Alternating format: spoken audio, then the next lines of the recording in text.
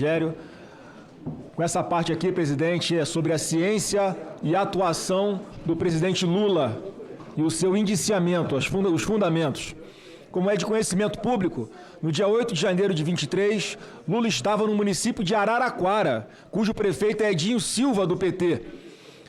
A CPMI desvendou que a ABIN produziu e difundiu entre os dias 3 e 8 de janeiro nada menos que 33 alertas sobre todos os riscos envolvidos nas manifestações de 8 de janeiro, sendo que os 11 mais importantes foram repassados diretamente para o celular do general Gonçalves Dias, ex-ministro-chefe do GSI da Presidência da República, o qual, de acordo com o atual ministro da Defesa, José Múcio, abre aspas, G. Dias é um dos mais fiéis amigos de Lula, fecha aspas. De fato, são inúmeras as demonstrações públicas de amizade, a qual foi confirmada pelo próprio general em sua oitiva perante a CPMI. A presente investigação apurou que Lula havia saído de Brasília no dia 6 de janeiro, mas com destino à cidade de São Paulo, senador Magno Malta, mediante solicitação feita às pressas pelo chefe do gabinete pessoal da presidência, senhor Marco Aurélio Santana Ribeiro. O pedido dessa viagem, encaminhado somente às 8h27 da noite do dia 5 de janeiro, previa que o deslocamento se daria entre os dias 6 e 8 de janeiro, com a finalidade definida como atividade privada.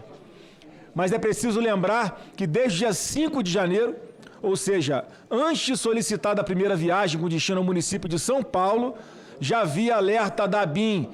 vinculada ao general G. Dias, amigo íntimo e subordinado direto de Lula, indicando para o risco de manifestações agressivas por parte de uma minoria de mal-intencionados naquele final de semana que se avizinhava. A solicitação de viagem em caráter privado foi encaminhada às 8h27 da noite do dia 5, ou seja, quando diversos órgãos federais ligados diretamente ao presidente da República já tinham plena certeza de que haveria manifestações com deslocamentos para Brasília naquele final de semana. Mesmo assim, estranhamente, o presidente manteve a viagem com finalidade privada. Desse momento em diante, foram várias as mensagens informando sobre o potencial violento de alguns manifestantes que se dirigiam a Brasília. Em outras palavras, senador Magno Malta, quando o presidente Lula decidiu se deslocar para Araraquara, já eram abundantes os avisos de que haveria invasão aos prédios públicos e o impacto violento por parte de alguns manifestantes. Tanto que a base governista aqui busca imputar golpe à PM do DF, porque já havia inúmeros avisos até ali. Todos esses avisos foram emitidos pela ABIN para o então ministro G. Dias e para os integrantes do grupo do Consinsbim, antes de o presidente Lula optar pelo deslocamento para a cidade de Araraquara. Diante do gravíssimo cenário exposto, a postura esperada seria o presidente da República retornar imediatamente a Brasília ou sequer ter saído da capital.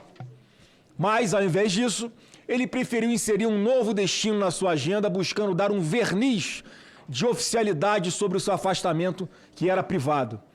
No dia anterior às manifestações, ou seja, antes da ida de Lula para Araraquara, o ministro Flávio Dino chegou a enviar ofício ao governador do Distrito Federal, alertando sobre a chegada de manifestantes e o risco das ações hostis e danos aos edifícios públicos. A informação passada pelo ministro Flávio Dino, em pleno acordo com os alertas difundidos pela ABIN e com o relatório sigiloso confeccionado pela Força Nacional, comprova que o fluxo de informações de inteligência na esfera federal era amplo, organizado e envolvia um grande espectro de autoridades, inclusive da Presidência da República, não sendo possível ao chefe máximo da nação, como já é de seu costume, alegar que não sabia de nada.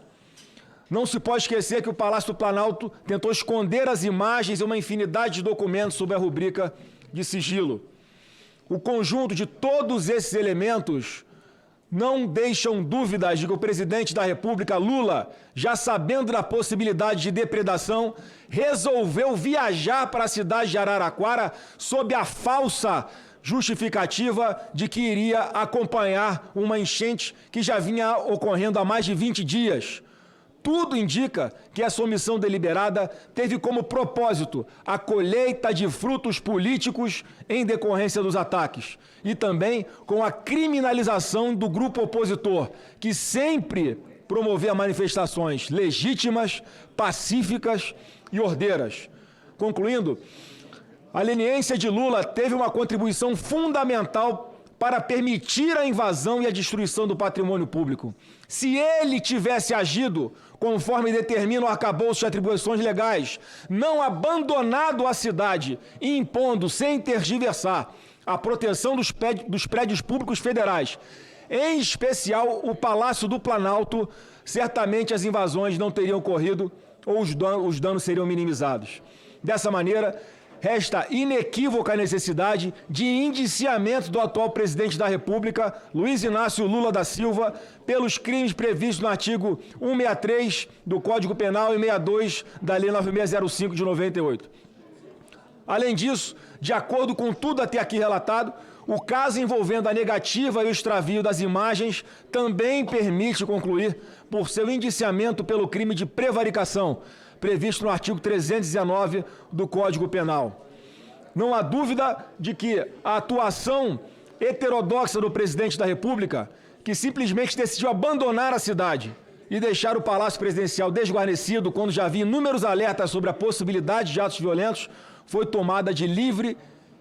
e espontânea vontade. Trata-se de omissão deliberada. Por fim, fundamental ressaltar que, embora a compreensão desse voto em separado seja a de que os atos e omissões relativos ao 8 de janeiro não abrem margem para a incidência dos crimes previstos nos artigos 359L e 359M, ambos do Código Penal, é necessária a isonomia de tratamento.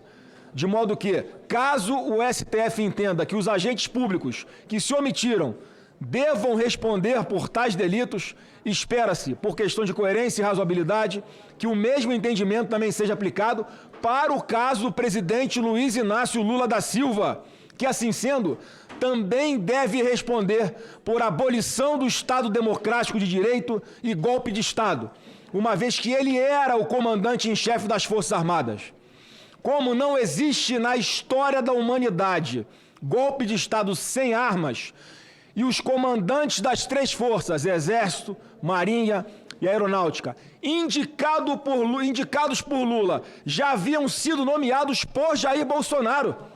ainda durante a transição dos governos, em dezembro de 22, numa comprovação evidente de que nunca houve intenção do uso da força para a tomada de poder, a responsabilidade de evitar que houvesse o 8 de janeiro era exclusivamente de Lula e seu governo. Passa a palavra ao senador Jorge Seif. Senhor presidente,